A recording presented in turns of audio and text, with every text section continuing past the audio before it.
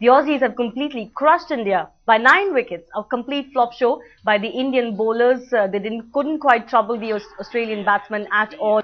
And earlier, it was a flop show by the batsmen as well. Indian captain MS Dhoni had decided to go in with 3 spinners and in all 5 bowlers. He brought Zahir Khan back, but once again dropped Virendra Sehwag for the big clash against Australia. India won the toss and is selected to bat first. And Irfan Pathan opened the innings yet again with Gautam Gambhir, but even though he smashed 31 runs with the help of 2 boundaries and a 6, he took 31 deliveries to reach his 30 runner ball strike rate, far too slow for a T20 game. Gambhir was the first wicket to fall at the end of the 3rd over, scoreboard reading 21. Kohli too couldn't do much and became the first victim to Aussie's short pitch stuff. Yuvraj was the next man to fall prey to the relentless pace and bounce of the Aussie seamers. Irfan Pathan then departed after his 31 ball 30 as the scoreboard read for India 74 for 4. Just 1 run later, Rohit Sharma found his stumps rattled as India collapsed to 74 for 5. Skipper MS Dhoni tried to get the scoreboard ticking but was caught off a delivery by Pat Cummins. Ryan Atwood tried to give his best to get at least a decent total on board, but in the end 140 was all that Team India could manage at the end of their 20 overs. Pat Cummins proving to be the star of the Aussie innings, 2 wickets for just 16 runs in his 4 overs. And after that, it was a complete wow show by the Aussie openers Shane Watson and David Warner, who they completely thrashed the Indian bowling to all parts of the park. 133-run first wicket stand for them. Unlucky really that they lost a wicket in the end, but the score was never going to be too much of trouble for the Australians. They managed that in 14.4 overs itself. So a big jolt for Team India. I have Nikhil Chopra, former Indian off-spinner, in the studio with me.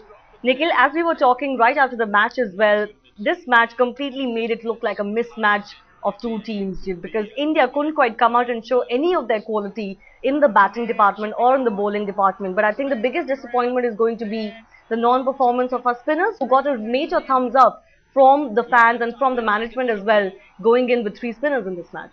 Absolutely. I think the Australian side was, fantastic, and of course their planning and the execution of their plans was exceptional.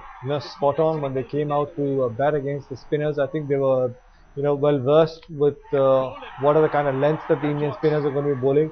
I think number of hits were off the back foot. They were already waiting on the back foot, whether it was Warner or Shane Watson. So I guess they planned a lot better, and the execution of those plans were much better. I think Australia on the day played far better cricket than we had actually expected. After that victory against England, I guess Team India maybe took Australia a tad bit lightly, and it just blew up on our face. And once again, I think we're trying too many experiments, to be honest, in the 11. Irfan Pathan, fair enough, no disrespect to the man, but against quality opposition, you need solidity right at the top of the innings. But you get a platform and you can go out there, and the middle order can make the most of the platform that is set by the openers. Unfortunately, that hasn't been the case. Overall, would you say the bowlers were unimpressive? Like, dissect this for us. Was it just the change in conditions, as you have mentioned, that, well, it became harder for the spinners? Or was their line and length really something that would have troubled, the class that both Watson and Warner have? Yeah, you've got to give credit to where it's due, of course. The way Shane Watson and David Warner batted, absolutely fantastic. And you're spot on when you talk about conditions changing and the lengths of the spinners, not probably where they want to hit, is only because, the little spell of rain we had, the outfield getting wet and the cricket ball getting wet. Now, as a spinner, it gets very difficult to try and impart any sort of revolutions on the ball and try and put some control on it, because once that white kookaburra ball gets wet, it becomes like a bar of soap. It's literally slipping out of your hand. It gets very difficult, and the wicket does not behave as it was behaving earlier. If you saw the earlier game against Pakistan and South Africa, there was something in it for the spinners. But as soon as it started raining, the ball was pitching and it was skidding. It wasn't stopping or turning, or there was no grip for any spinners. Once that cricket ball got wet, it was skidding on. So all you had to do as a batsman was pick the line of the ball and play through the line. So it got very easy for the batsman. Right, it was perhaps the kind of conditions that existed in that previous match that perhaps gave MS Dhoni the confidence to play 3 spinners today, because I believe that They wanted to wait and see at least one innings of that match before clear indications of whether they're going to play 5 bowlers and whether they're going to be 3 spinners in that squad. But overall, even before the bowlers could get onto the park, it was quite a flop show from the batsmen itself. Were you happy? Did they apply themselves enough against an attack like the Australians? Well, I guess the Australians came back pretty strong. And they had a plan by the way, Cummins bowled, Stark bowled, Shane Watson has been exceptional, He's proving out to be quite a handy all-rounder, picking up wickets every single game, no matter what format it is.